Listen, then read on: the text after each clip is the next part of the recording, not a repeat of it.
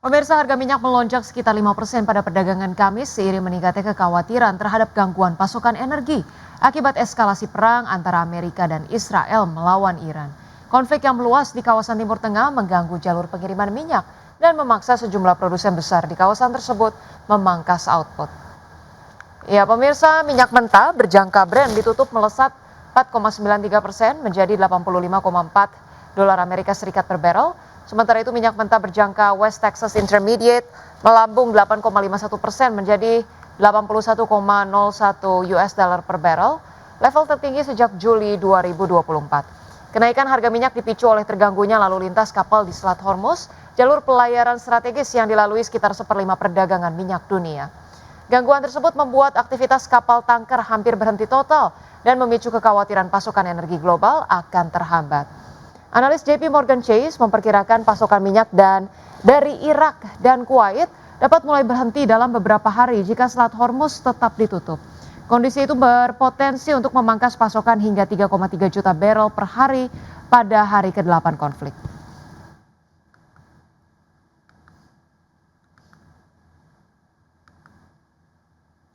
Selanjutnya pemirsa, update dari bursa global. Bursa saham Amerika Serikat ditutup turun pada perdagangan Kamis karena konflik di Timur Tengah memasuki hari ke-6 mendorong harga minyak lebih tinggi dan memicu kekhawatiran tentang inflasi. Meluasnya konflik ke lebih banyak negara memicu kekhawatiran akan gangguan di Selat Hormuz yang merupakan titik krusial distribusi energi global.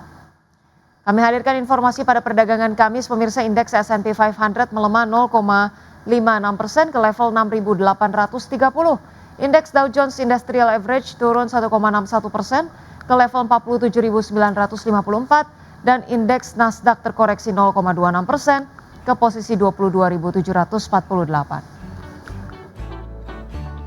Sementara itu pemirsa, bursa ekuitas Eropa merosot pada perdagangan Kamis setelah rally tajam sehari sebelumnya seiring meningkatnya kekhawatiran investor terhadap konflik di Timur Tengah yang belum menunjukkan tanda-tanda mereda. PT Aneka Tambang Persero Tbk atau Antam menjalin kerjasama pasokan bahan baku industri emas domestik dengan menggandeng dua perusahaan anggota grup holding PT Merdeka Copper Gold Tbk.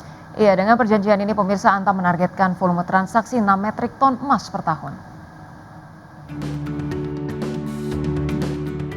PT Aneka Tambang Persero Tbk menandatangani Gold Sales and Purchase Agreement dengan dua perusahaan anggota grup holding PT Merdeka Copper Gold Tbk. Kerjasama tersebut untuk memastikan kesinambungan pasokan bahan baku industri emas domestik. Perjanjian ini menargetkan total volume transaksi sebesar 6 metrik ton selama 2 tahun. Direktur Komersial Antam, Handi Sutanto, menyatakan kerjasama ini menjadi bukti kedaulatan emas nasional, di mana hasil tambang emas Indonesia diolah menjadi emas murni yang siap dimiliki masyarakat. Hal ini juga merupakan komitmen Antam dalam mensukseskan program hilirisasi pemerintah. Memastikan hilirisasi terjadi, kedaulatan emas itu ada di Indonesia, itu kami sangat bahagia. Dan tentunya ini tidak menutup perjanjian-perjanjian berikutnya dengan para penambang-penambang major lainnya di Indonesia. Antam, insya Allah kami siap membeli seluruh hasil tambang dan kami selalu melakukan kerjasama itu secara komersial yang fair. Sementara itu, Presiden Direktur PT Merdeka Copper Gold Tbk, Albert Saputro, mengungkapkan kerjasama dengan Antam merupakan langkah strategis. Hal ini untuk memastikan penyerapan produksi emas Merdeka secara optimal di dalam negeri sekaligus memperkuat integrasi rantai pasok hulu hilir nasional. Tentunya ya kita bisa mengkomersialkan semua hasil produksi kita dan juga mensupport rencana pemerintah untuk memastikan domestic supply emas itu terjaga. Karena seperti tadi Pak Handi bilang, kalau domestic supply-nya nggak ada kan mau nggak mau harus impor, sehingga kalau kita bisa mensupport ketersediaan emas di domestik, kita more than happy to do it. Produksi emas grup Merdeka yang masuk dalam klausal kerjasama dengan Antam berasal dari dua operasi tambang, yakni tambang emas 7 Bukit di Banyuwangi, Jawa Timur dan tambang emas Pani di Kabupaten Puhowato, Provinsi Gorontalo. Dari Jakarta, Rajo Patmo, IDX Channel.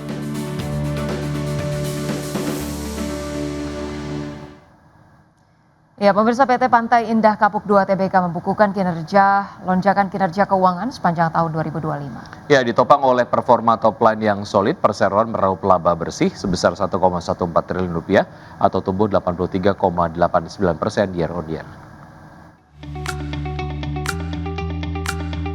Emiten properti Besutan Agung Sedayu Group dan Salim Group PT Pantai Indah Kapuk 2 Tbk membukukan lonjakan kinerja keuangan sepanjang tahun buku 2025. Berdasarkan laporan keuangan per 31 Desember 2025, perseroan meraup laba bersih sebesar 1,14 triliun rupiah. Angka ini melesat 83,89% year on year dibandingkan perolehan pada tahun 2024 yang tercatat sebesar 623,91 miliar rupiah. Pertumbuhan laba bersih yang signifikan tersebut ditopang oleh performa top line yang solid. Perseroan mengantongi pendapatan bersih 4,31 triliun rupiah atau tumbuh 52,37% dari posisi tahun sebelumnya senilai 2,83 triliun rupiah. Secara rinci, segmen real estate menjadi kontributor terbesar dengan nilai mencapai 4,27 triliun rupiah. Capaian tersebut meningkat jika dikomparasikan dengan tahun sebelumnya, yakni sebesar 2,83 triliun rupiah. Dari sisi neraca keuangan, total aset perseroan per 31 Desember 2025 mencapai 50,58 triliun rupiah atau tumbuh 8,62% dibandingkan posisi akhir tahun 2024 yang sebesar 46,57 triliun rupiah. Penguatan fundamental juga terlihat dari sisi ekuitas yang melonjak 19,09% secara tahunan menjadi 31,66 triliun rupiah. Di sisi lain, perseroan berhasil menekan total likuiditas sebesar 5,31% menjadi 18,92 triliun rupiah. Berbagai sumber, ID Action.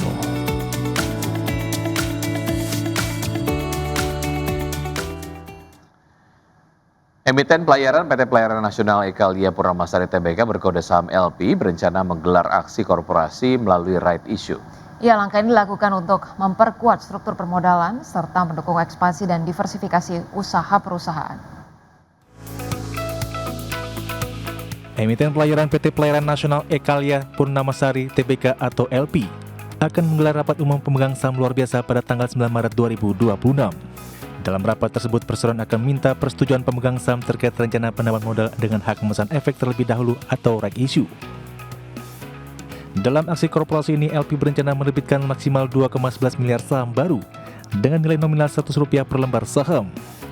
Jumlah saham baru tersebut mewakili sekitar 22,18% dari modal dapatkan dan setor penuh setelah pelaksanaan right issue. Manajemen menyebut tambahan modal ini diharapkan dapat memperkuat struktur keuangan perusahaan serta mendukung kinerja operasional mulai ekspansi dan diversifikasi usaha. Dana hasil right issue rencananya akan digunakan untuk likuiditas umum, belanja modal dan modal kerja termasuk investasi serta kegiatan penunjang usaha. Berbagai sumber, ID Action.